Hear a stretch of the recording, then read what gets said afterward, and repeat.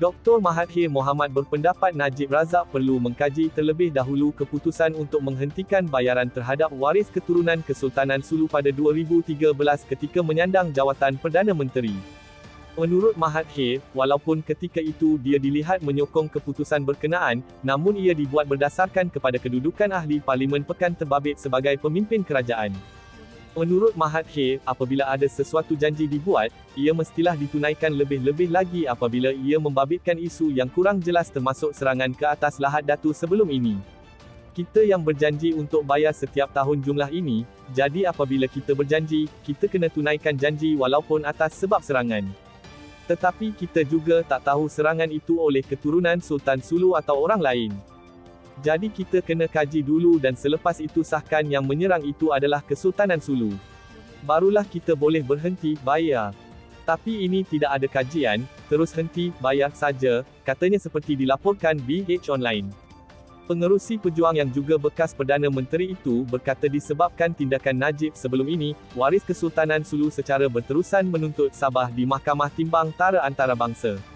Saya dengar pada masa itu Najib buat kenyataan dia tidak akan bayar bayaran penyerahan wilayah. Pada masa itu, saya cuma sokong dia saja. Dia yang buat keputusan.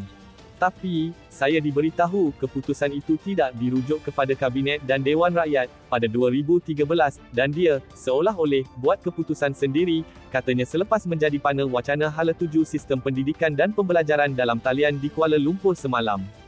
Pewaris Sultan Sulu yang terakhir, Sultan Jamalul Kiram II, menggunakan proses undang-undang antarabangsa dalam usaha menuntut bayaran pajakan tertunggak $14.92 bilion untuk Sabah. Proses timbang tara dimulakan sebagai tindak balas kepada Malaysia yang memotong pembayaran pajakan tahunan sebanyak RM5,300 kepada Kesultanan Sulu pada 2013. Itu yang menyebabkan masalah kita hadapi sekarang. Sebelum ini tidak ada masalah. Tiap-tiap tahun kita bayar.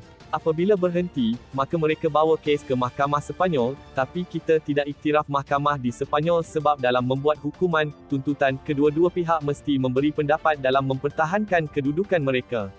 Tapi ini dibuat keputusan sebelah saja. Jadi itu kita tak pernah bagi kuasa kepada Mahkamah Sepanyol, kata Mahathir yang juga ahli Parlimen Langkawi.